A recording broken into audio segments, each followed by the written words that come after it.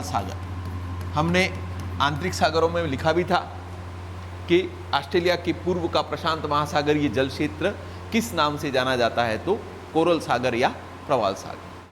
अगर ऑस्ट्रेलिया की बात करें तो ये ऑस्ट्रेलिया, और इस ऑस्ट्रेलिया के इस वाले हिस्से में कोरल सागर है। यहाँ पर ऑस्ट्रेलिया में 9 डिग्री दक्षिणी अक्षांश से यहाँ पर 24 डिग्री दक्षिणी अक्षांश तक तट के समानांतर 1950 किलोमीटर लंबी प्रवाल भित्ति है, जिसे ग्रेट बैरियर रीफ के नाम से जाना जाता है। तो एक तो परीक्षा में क्वेश्चन पूछा जाता है, मेंस में लिखने के लिए भी दिया जाता है कि ग्रेट बैरियर रीफ, तो विश्व की सबसे लंबी अवरोधक प्रवाल भित्ति ऑस्ट्रेलिया के पूर्व में प्रशांत महासागर में 9 डिग्री दक्षिणी अक्षांश से 22 डिग्री दक्षिणी अक्षांश तक यह विश्व की सबसे लंबी प्रवाल भित्ति है। इसके बाद समुद्र में कोई तट या द्वीप है, उसके चारों तरफ प्रवाल भित्ति ऐसी रिंग टाइप या वलयनुमा आकृति बना देती है, तो उसे भूगोल की भाषा में एटोल कहा जाता है। भूगोल की भाषा में क्या कहा जाता है? एटोल कहा जाता है। तो परीक्षा में अक्सर विश्व के प्रमुख एटोल पूछे जाते हैं। और एटोल द्वीपों की अगर हम बात करें तो एक तो एटोल और प्रवाल भित्तियों की बात करें तो एक तो नंबर 1 मन्नार की खाड़ी। तो मन्नार की खाड़ी का जो एरिया है वो प्रवाल भित्ति के रूप में, ठीक है। इसके बाद नंबर 2 लक्षद्वीप। लक्षद्वीप किसका उदाहरण है? एटोल। जितना भी लक्षद्वीप समूह है उसके चारों तरफ प्रवाल भित्तियां, और प्रवाल भित्तियों से निर्मित जो द्वीप या आइलैंड होते हैं उन्हें किस नाम से जाना जाता है? एटोल के नाम से। विश्व के प्रमुख एटोल कुछ कुछ है, जिसमें नंबर 3 न्यू हेब्रिड। और न्यू हेब्रिड एक जो द्वीप है वो अटलांटिक महासागर में ब्रिटेन का प्रवाल भित्ति निर्मित द्वीप है। तो परीक्षा में एक तो न्यू हेब्रिड का कहाँ पर है, तो अटलांटिक महासागर में, किस देश से संबंधित है, तो ब्रिटेन का द्वीप है। इसके बाद नंबर 4 जो आरएस प्रीलिम्स में पूछा था, बिकनी एवं क्वाजालिन एटोल प्रशांत महासागर में एक द्वीप समूह है, और इस द्वीप समूह का नाम है मार्शल। और मार्शल द्वीप समूह जो है उस पर स्थित विश्व प्रसिद्ध एटोल का नाम क्या है? बिकनी एटोल और क्वाजालिन एटोल। इसके बाद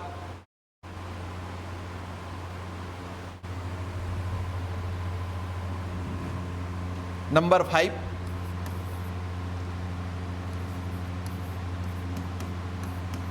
फुनाफुटी।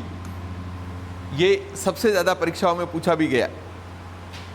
फुनाफुटी एटोल, ये फर्स्ट ग्रेड और कॉलेज लेक्चरर ज्योग्राफी में पूछा हुआ है। फुनाफुटी एटोल प्रशांत महासागर में स्थित महत्वपूर्ण प्रवाल निर्मित द्वीप। फुनाफुटी एटोल का संबंध किससे है? प्रशांत महासागर। इसके बाद नंबर 6 सोसाइटी एवं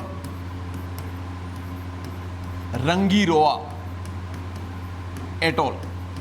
और ये दोनों एटोल प्रशांत महासागर के फ्रेंच पॉलिनेशिया का हिस्सा है। लिखवाया था मैंने, प्रशांत महासागर में ऑस्ट्रेलिया के पूर्व में स्थित द्वीप समूह माइक्रोनेशिया, मेलिनेशिया और पोलिनेशिया। आरएस प्रीलिम्स में भी 2 बार पूछे जा चुके हैं कि माइक्रोनेशिया, मेलिनेशिया और पोलिनेशिया का संबंध किससे है, तो ऑस्ट्रेलिया के पूर्व में स्थित प्रशांत महासागरीय द्वीप, और उसमें सोसाइटी एवं रंगीरोआ एटोल किस द्वीप का हिस्सा है, तो फ्रेंच पॉलिनेशिया का। इसके बाद नंबर 7 एलिस एटॉल, अटलांटिक महासागर में न्यूयॉर्क अमेरिका के समीप स्थित एटॉल का नाम क्या है? एलिस। और इसके बाद नंबर 8 फिजी एटॉल, प्रशांत महासागर में स्थित द्वीपीय राष्ट्र।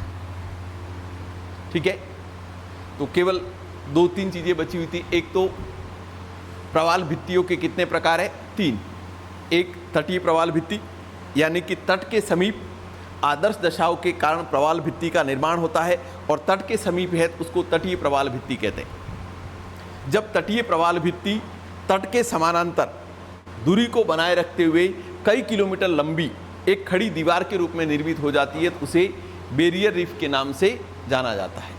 और विश्व की सबसे लंबी बैरियर रीफ का नाम क्या है? ग्रेट ऑस्ट्रेलियन या ग्रेट बैरियर रीफ।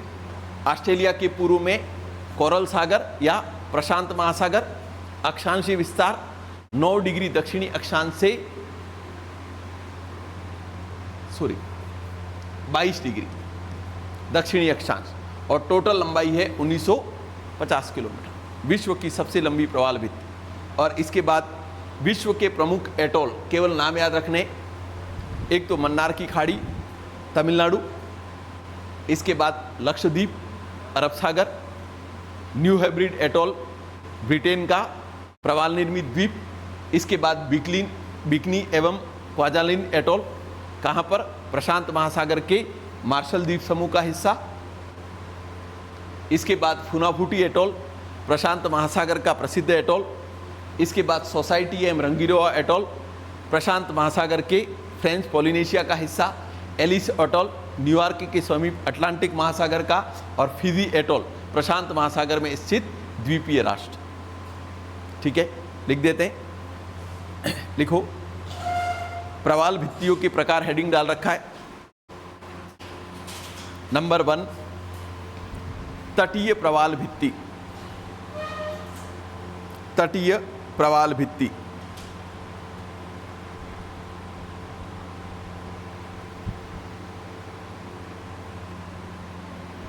तट के समीप बनने वाली, तट के समीप बनने वाली, तट के समीप बनने वाली प्रवाल भित्ति।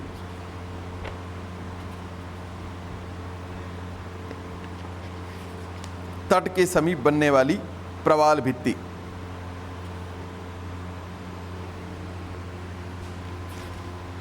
नंबर 2 अवरोधक प्रवाल भित्ति।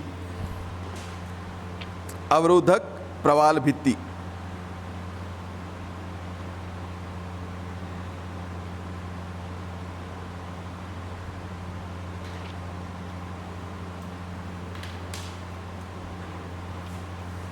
लिखें, तट के समानांतर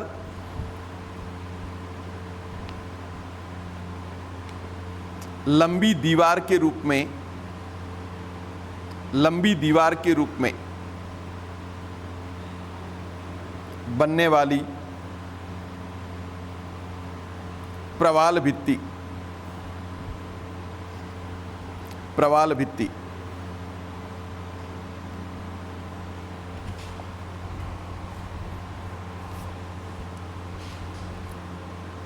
लिखें, नोट करके लिखो, great barrier reef. Great barrier reef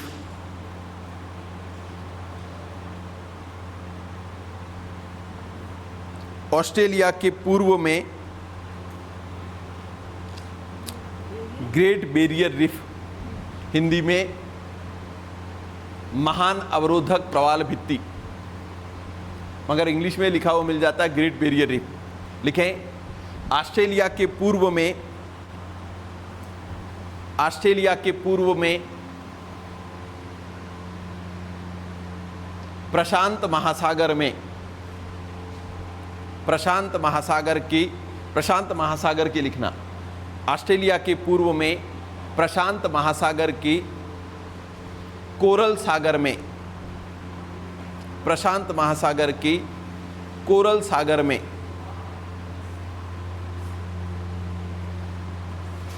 9 degree दक्षिणी अक्षांश से 9 डिग्री दक्षिणी अक्षांश से 22 डिग्री दक्षिणी अक्षांश तक 9 डिग्री दक्षिणी अक्षांश से 22 डिग्री दक्षिणी अक्षांश तक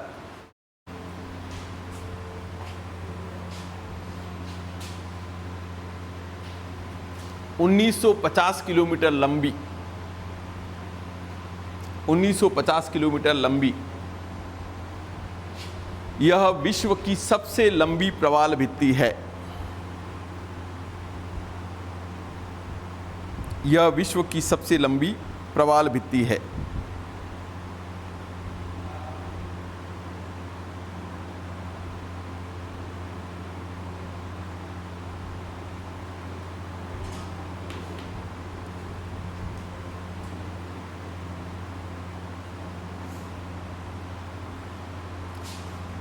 इसके बाद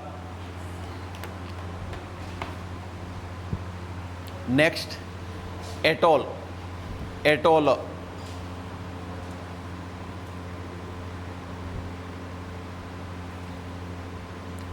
जब कोई प्रवाल भित्ति किसी द्वीप के चारों तरफ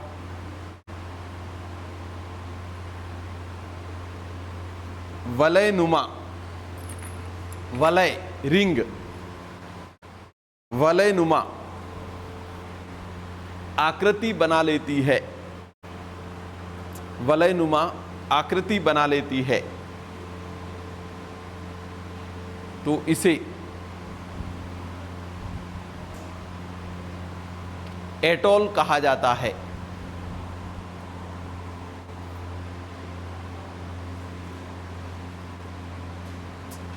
विश्व के प्रमुख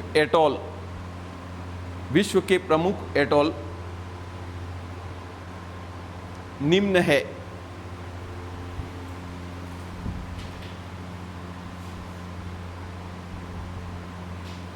नंबर 1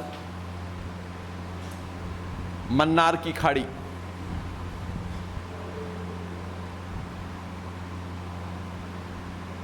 तमिलनाडु का तट।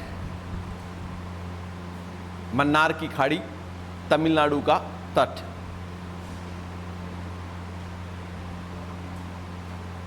नंबर 2 लक्षद्वीप समूह, अरब सागर।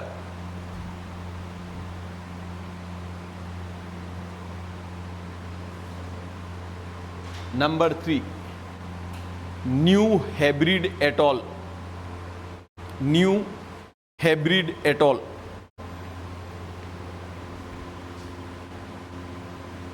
Britain. New Hebrides atoll, Britain.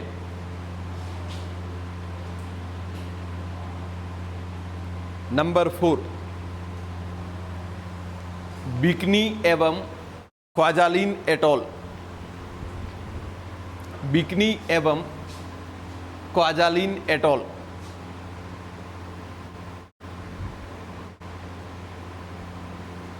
Martial द्वीप समूह, बिकनी एवं क्वाजालिन एटॉल, मार्शल द्वीप समूह।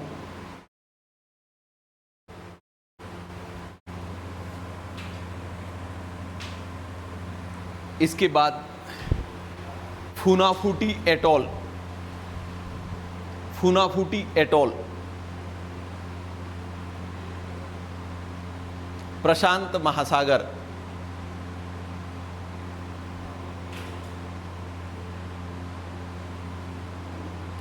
इसके बाद सोसाइटी एवं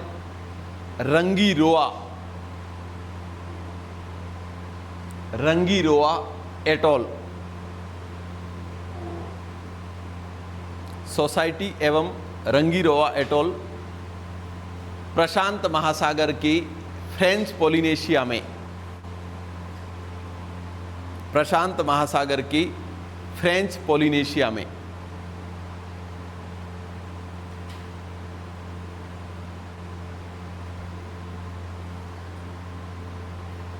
इसके बाद एलिस एटोल,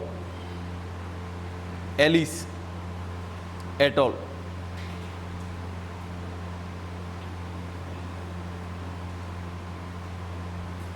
अटलांटिक महासागर में अमेरिका की न्यूयॉर्क के समीप, अमेरिका के न्यूयॉर्क के समीप।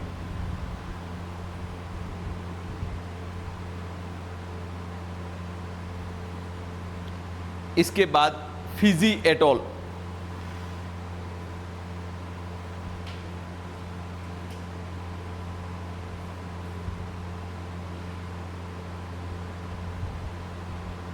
प्रशांत महासागर में स्थित द्वीपीय राष्ट्र, आइलैंड कंट्री, प्रशांत महासागर में स्थित द्वीपीय देश।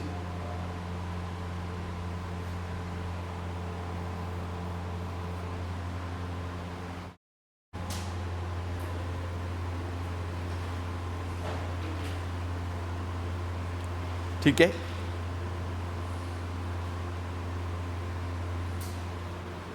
अब नेक्स्ट टॉपिक जो भी हो मुझे बता दो ताकि वो शुरू करूंगा।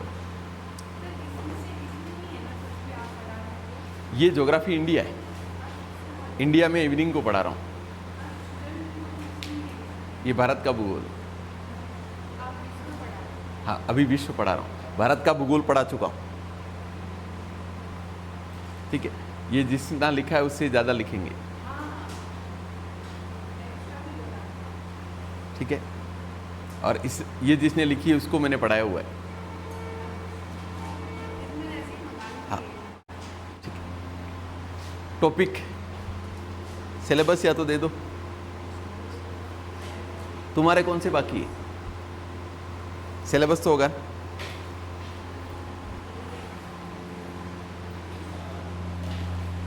सिलेबस दिखा दो ताकि वो टॉपिक पहले पढ़ा दूं।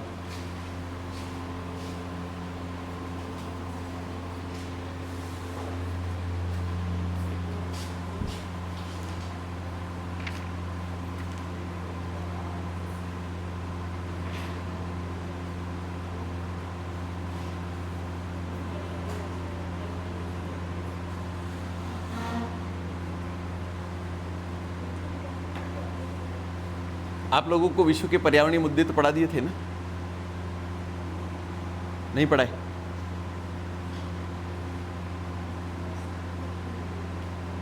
तुम्हारे सिलेबस में कौन कौन सी चीजें? पर्यावरण मुद्दे एवं रणनीतियां, ये पढ़ाई थोड़ी है। वैश्विक पवन प्रणालियां पढ़ाई, ये तो महाद्वीप और महासागरीय विशेषताएं तो हो गई। ये थोड़ी पढ़ा है वैश्विक पवन प्रणाली, नहीं पढ़ाई है ना? वैश्विक पवन प्रणाली सबके सिलेबस अलग अलग है।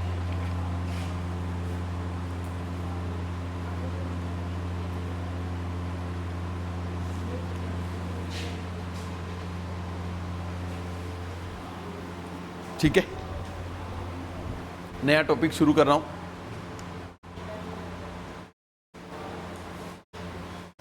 हेडिंग डाल दो, वैश्विक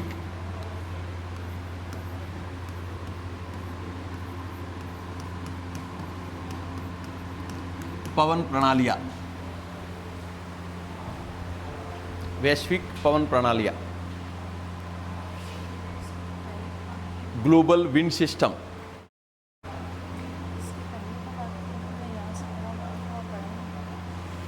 जिसे आगे कराऊंगा बस।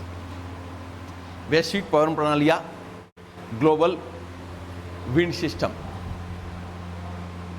ठीक है, एक तो वैश्विक पवन प्रणालियों में क्या क्या चीजें पड़ेंगी उस पर बात कर रहा हूं। एक तो पृथ्वी पर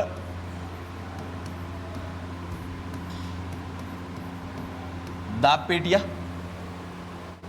प्रेशर बेल्ट कौन कौन से हैं? इसके बाद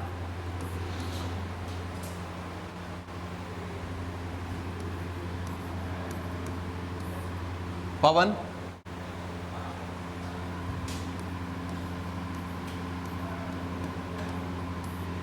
पवनों के प्रकार और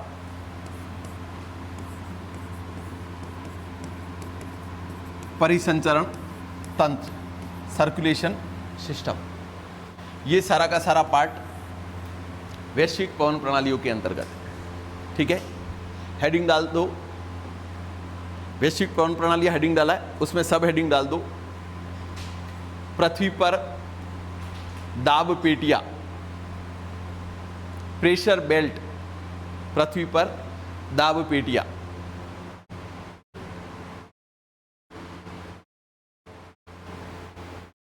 प्रेशर बेल्ट। ठीक है,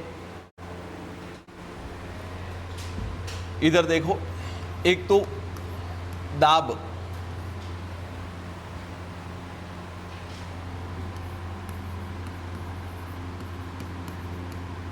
वायु दाब, एक तो एयर प्रेशर क्या है, तो ये हमारी पृथ्वी है या धरातल की सतह है। इस धरातल की सतह से 36,000 किलोमीटर की ऊंचाई तक वायुमंडल, धरातल की सतह से 36,000 किलोमीटर की ऊंचाई तक क्या है? वायुमंडल। इस वायुमंडल के एक स्तंभ द्वारा, यानी कि एक पिलर के द्वारा पृथ्वी के 1 वर्ग सेंटीमीटर भाग पर डाला गया वायु का भार क्या कहलाता है? वायुदाब कहलाता है। तो वायुदाब मंडलाकार वायुमंडल द्वारा पृथ्वी के 1 वर्ग सेंटीमीटर भाग पर डाला गया वायु का भार। पृथ्वी का औसत वायुदाब 1013 मिलीबार, कितना है? 1013 मिलीबार। इसी को हम बैरोमीटर में 76 सेंटीमीटर के रूप में देखते हैं।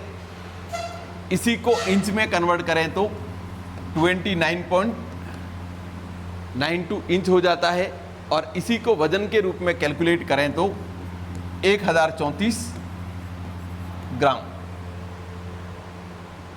तो एक तो पृथ्वी पर वायुदाब पेटियां पड़ने से पहले बात की कि वायुदाब क्या है।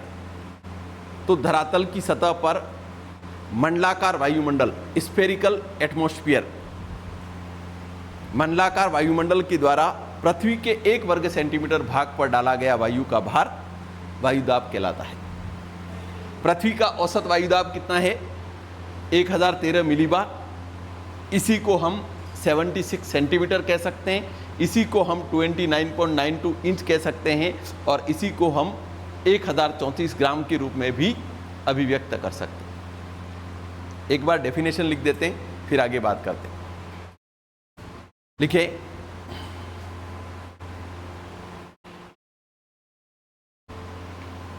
वायुदाब, एयर प्रेशर, वायुदाब मंडलाकार वायुमंडल द्वारा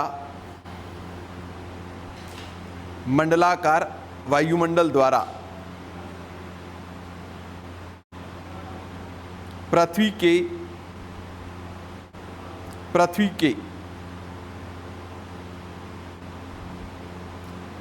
1 वर्ग सेंटीमीटर, पृथ्वी के 1 वर्ग सेंटीमीटर भाग पर डाला गया वायु का भार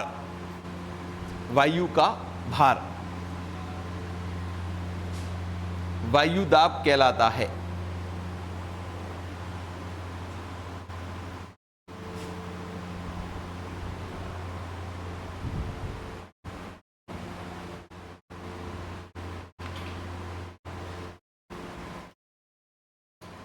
पैराग्राफ चेंज करके लिखें, वायुदाब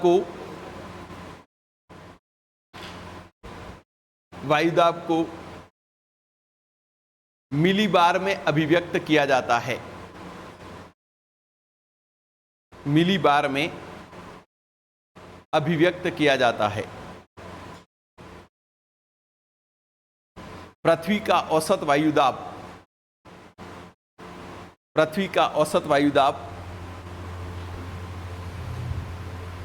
1013 मिलीबार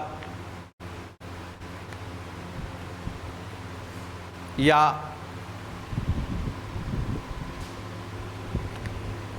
76 सेंटीमीटर या 29.92 इंच या 1034 ग्राम।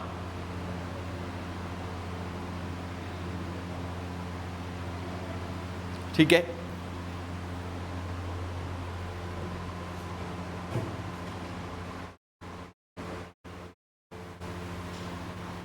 ठीक है, इसके बाद इधर देखें,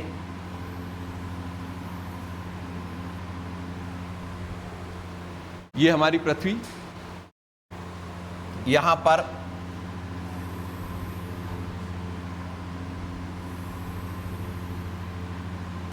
पांच डिग्री उत्तरी अक्षांश से 5 डिग्री दक्षिणी अक्षांश,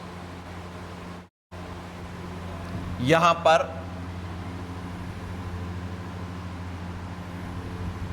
30 डिग्री से 35 डिग्री उत्तरी अक्षांश, यहां पर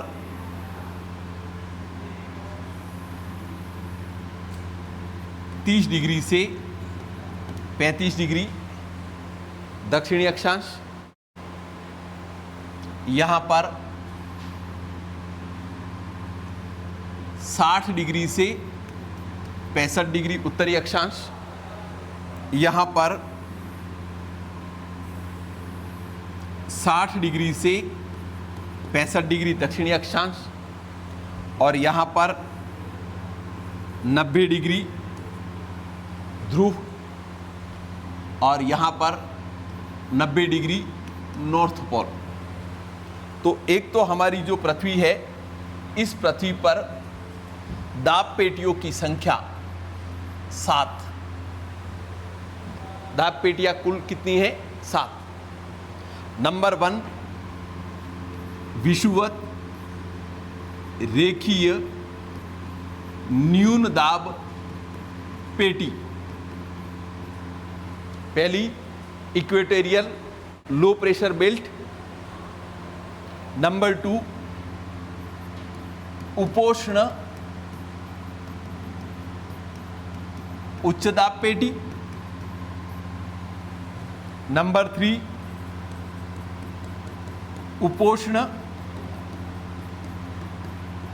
उच्च दाब पेटी। नंबर 3 उपध्रुवीय न्यून दाब पेटी।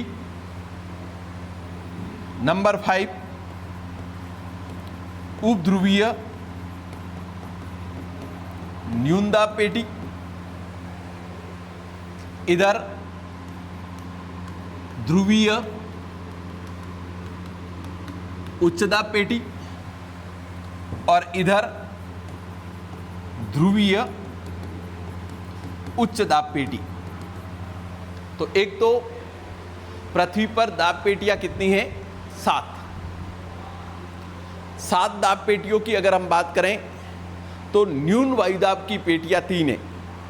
एक विषुवत रेखीय न्यून वायुदाब पेटी और 2 उपध्रुवीय न्यून वायुदाब पेटियां। लो प्रेशर बेल्ट कितने हैं? 3। और हाई प्रेशर बेल्ट कितने हैं? 4। उपोष्ण उच्च दाब पेटी और ध्रुवीय उच्च दाब पेटी। यहां पर इन पेटियों को हम निर्माण के आधार पर अलग अलग तरीके से पढ़ते हैं। एक वायुदाब पेटियों में नंबर 1 तापजन्य वायुदाब पेटियां, तापजन्य वायुदाब यानी कि वह वायुदाब पेटियां जिनका निर्माण का मुख्य कारण तापमान है, और दूसरा गतिजन्य वायुदाब पेटियां यानी कि वह वायुदाब पेटियां जिसके निर्माण का कारण पवनों का उतरना या पृथ्वी का घूर्णन है, और उनको हम क्या कहेंगे, गतिजन्य वायुदाब पेटियां। एक एक वायुदाब पेटी पर बात कर रहा हूं। नंबर 1 विषुवत रेखीय न्यून वायुदाब पेटी, equatorial low pressure belt, equatorial low pressure belt विषुवत रेखीय न्यून वायुदाब पेटी। अक्षांशीय विस्तार 5 डिग्री उत्तर से 5 डिग्री दक्षिण। एकमात्र वायुदाब पेटी जिसका विस्तार दोनों गोलार्ध में, उत्तर से शुरू होकर दक्षिण में, 5 डिग्री नॉर्थ में भी है और 5 डिग्री दक्षिण में। तो ऑब्जेक्टिव के प्रश्नों में आपसे पूछ सकता है कि निम्न में से कौन सी वायुदाब पेटी जिसका विस्तार उत्तर से या उत्तरी एवं दक्षिणी दोनों गोलार्ध में है, तो कौन सी है, विषुवत रेखीय न्यून वायुदाब पेटी। इस वायुदाब पेटी में उपोष्ण उच्च दाब से चलकर आने वाली उत्तरी पूर्वी व्यापारिक पवन, यहां पर उत्तरी पूर्वी व्यापारिक पवन चलेगी, यहां पर दक्षिणी पूर्वी व्यापारिक पवन। एक ये उत्तरी पूर्वी व्यापारिक पवन और ये दक्षिणी पूर्वी व्यापारिक पवन। ध्यान रहे, यानी कि हम कह सकते हैं कि विषुवत रेखीय न्यून वायुदाब पेटी में व्यापारिक पवनें अभिसरित होती है या आपस में आकर मिलती है, और इसी को हम ITCZ कहते हैं, अंतरा उष्ण कटिबंधीय अभिसरण क्षेत्र। कहां पर, 5 डिग्री उत्तर से 5 डिग्री दक्षिण। अब यहां पर पवनें आ रही है, यहां पर होगा क्या, तापमान अधिक है, सूर्य वर्ष भर सीधा चमक रहा है, और तापमान अधिक होने के कारण वायुदाब क्या होगा, कम। यानी कि यह पेटी किससे निर्मित है, तापजन्य वायुदाब पेटी। वापस रिपीट कर रहा हूं, विषुवत रेखीय न्यून वायुदाब पेटी, अक्षांशीय विस्तार 5 डिग्री उत्तर से 5 डिग्री दक्षिण। निर्माण, सूर्य वर्ष भर सीधा चमकता है, तापमान उच्च होने के कारण वायुदाब निम्न पाए जाते हैं। यहां पर व्यापारिक पवनों के मिलन से उत्पन्न अभिसरण क्षेत्र को अंतरा उष्ण कटिबंधीय अभिसरण क्षेत्र कहा जाता है।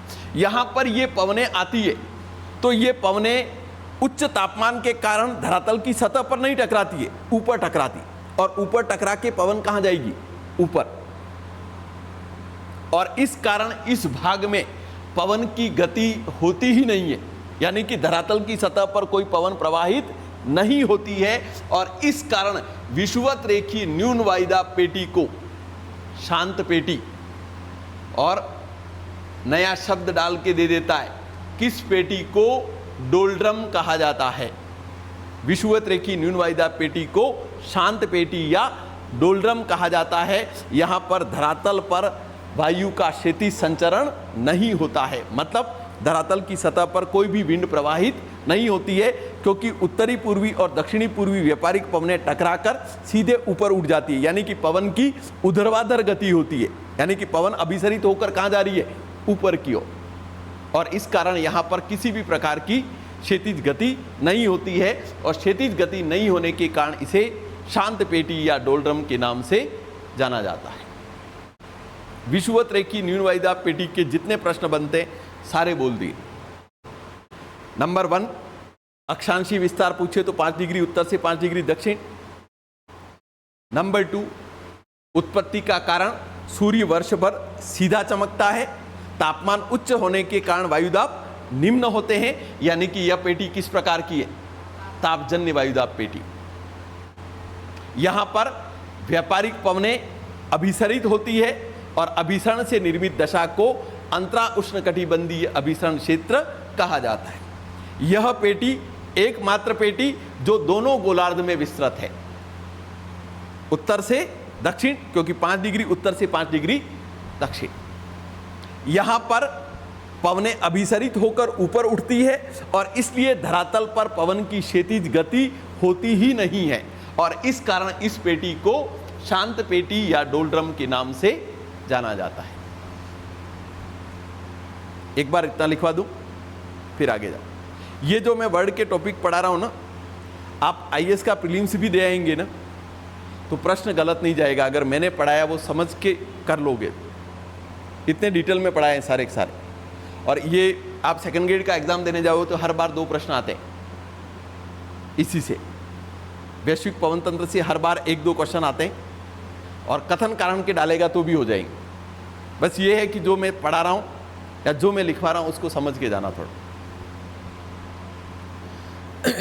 बाद में डायग्राम जो है आप पूरा बना लेना बाद में, ठीक है। एक बार लिखवाता हूं। देखिए, पृथ्वी पर वायुदाब पेटियों की संख्या 7।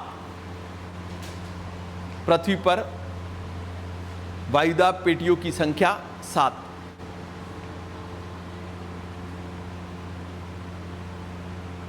जिसमें 3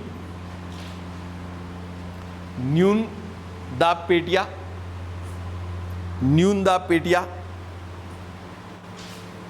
एवं 4 उच्च वायुदाब पेटियां है। उच्च वायुदाब पेटियां है। पैराग्राफ चेंज करके लिखो। निर्माण की दृष्टि से वायुदाब पेटियां 2 प्रकार की। वायुदाब पेटियां 2 प्रकार की।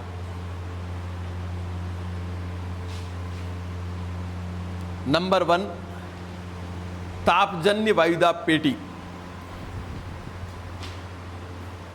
तापजन्य वायुदाब पेटी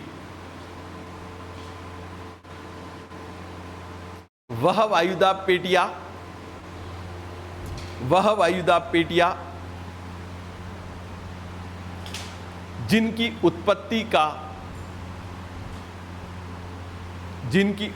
का प्रमुख कारण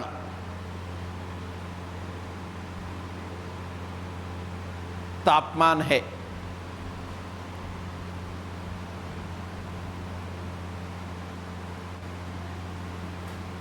तापजन्य वायुदाब पेटियां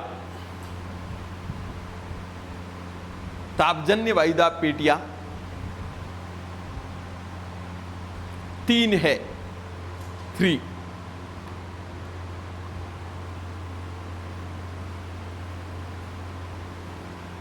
नंबर 1, विषुवत रेखीय न्यून वायुदाब पेटी। विषुवत रेखीय न्यून वायुदाब पेटी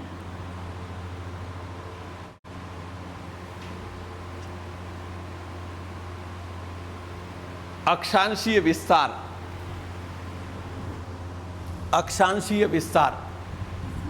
हाँ इसी में लिखना, अक्षांशीय विस्तार 5 डिग्री उत्तर से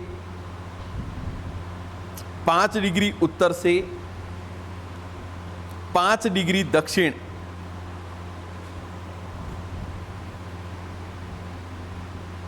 एकमात्र वायुदाब पेटी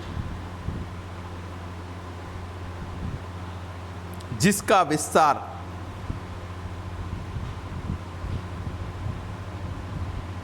विस्तार दोनों गोलार्ध में है।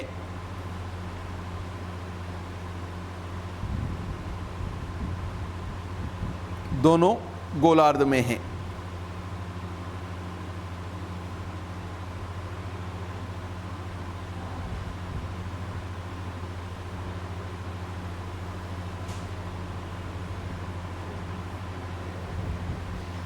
देखें यहां पर सूर्य वर्ष भर सीधा चमकता है, अतः तापमान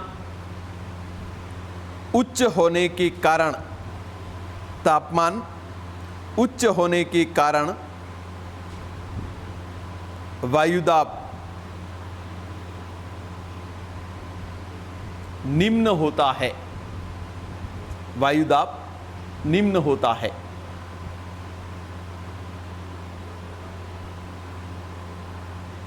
इस पेटी में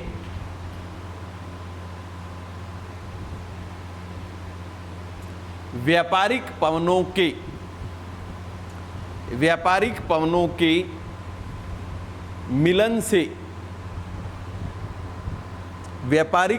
के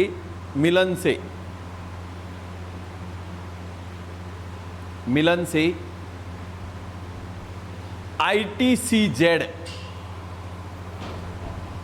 ITCZ ब्रैकेट में अंतरा उष्णकटिबंधीय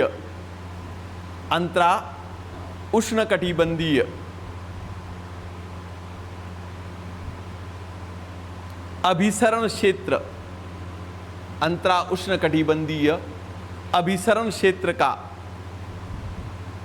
निर्माण होता है।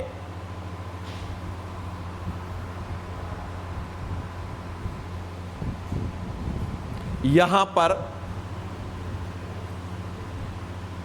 पवनें अभिसरित होकर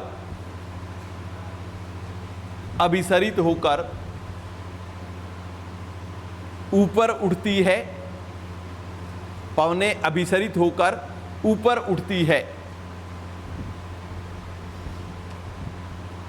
धरातल की सतह पर पवन की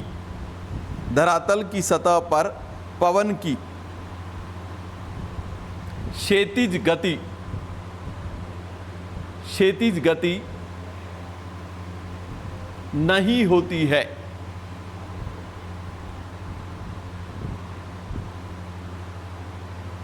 अतः इस पेटी को शांत पेटी या डोलड्रम कहा जाता है। शांत पेटी या डोलड्रम कहा जाता है।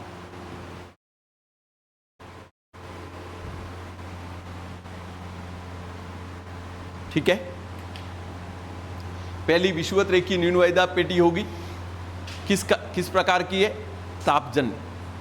ठीक है, नंबर 2 लिखो ध्रुवीय उच्च दाब पेटी, हेडिंग डाल दो ध्रुवीय उच्च दाब पेटी।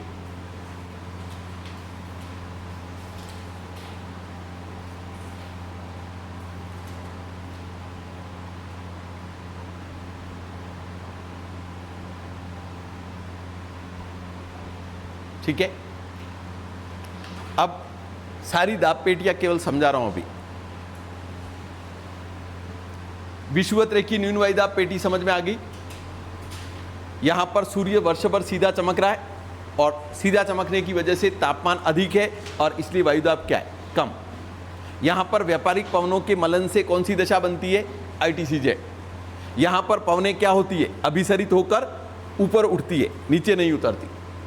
दूसरा, यहां पर धरातल पर पवन की क्षैतिज गति नहीं होती है और इस कारण इसको क्या कहते हैं? शांत पेटी या डोलड्रम। एकमात्र पेटी जिसका विस्तार उत्तर से दक्षिण, यानी कि एकमात्र पेटी जिसका विस्तार दोनों गोलार्ध में। ठीक है, आगे वाला कल समझाता हूं।